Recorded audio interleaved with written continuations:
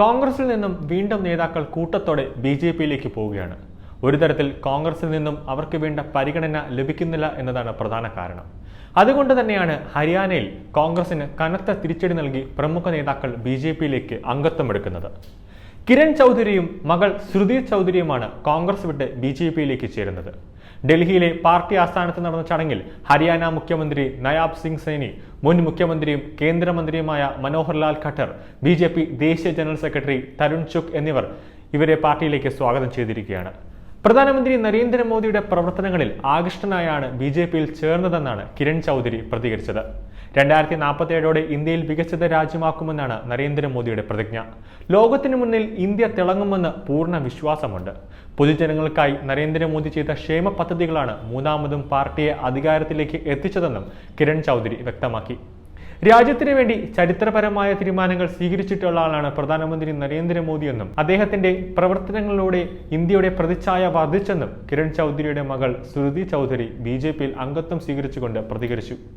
കോൺഗ്രസിന് ഏറെ അർപ്പണാബോധത്തോടെ പ്രവർത്തിച്ചയാളായിരുന്നു താൻ. ജീവിതം കോൺഗ്രസിനായി സമർപ്പിച്ച ഒരു വ്യക്തിയാണ്.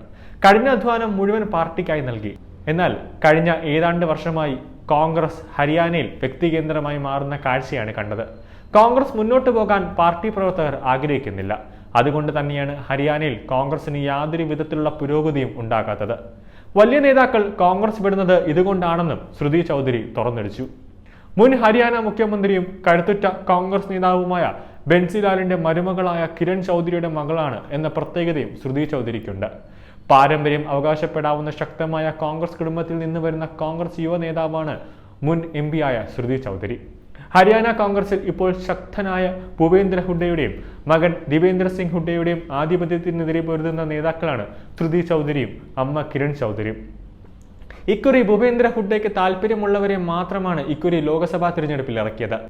2009 ജയിച്ച മഹേന്ദർഗർ ലോക്സഭാ മണ്ഡലത്തിൽ വീണ്ടും മത്സരിക്കാൻ ശ്രുതി ചൗധരിക്ക് താല്പര്യമുണ്ടായിരുന്നെങ്കിലും അവർക്ക് ഭൂപേന്ദ്ര ഹുഡ സീറ്റ് നൽകിയില്ല. പകരം മഹേന്ദർ ലോക്സഭാ മണ്ഡലത്തിൽ കോൺഗ്രസ് മത്സരിപ്പിച്ചത് എം.എൽ. റാവുതത്തിനെയായിരുന്നു. അദ്ദേഹം തെരഞ്ഞെടുപ്പിൽ തോൽക്കുകയും ചെയ്തു.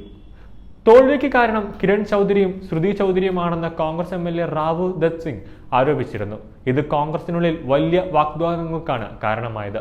ശ്രുതി ചൗധരിയോടൊപ്പം അമ്മ 5 തവണ കോൺഗ്രസ് എം.എൽ.എ. ആയ കിരൺ ചൗധരിയും കോൺഗ്രസിൽ നിന്ന് രാജിവെക്കാൻ ഇതോടെ തീരുമാനിക്കുകയായിരുന്നു. കോൺഗ്രസിന് കനത്ത തിരിച്ചടിയാണ് ശ്രുതി ചൗധരിയുടെയും അമ്മ കിരൺ ചൗധരിയുടെയും രാജിയോടുകൂടി സംഭവിച്ചിരിക്കുന്നത്. കോൺഗ്രസ് കുടുംബം ആധിപത്യം കൂടി വരുമ്പോൾ കോൺഗ്രസിൽ നിന്ന് ഇനിയും കൊഴിഞ്ഞുപോക്ക് തുടരാനുള്ള സാധ്യത കൂടുതലാണ്.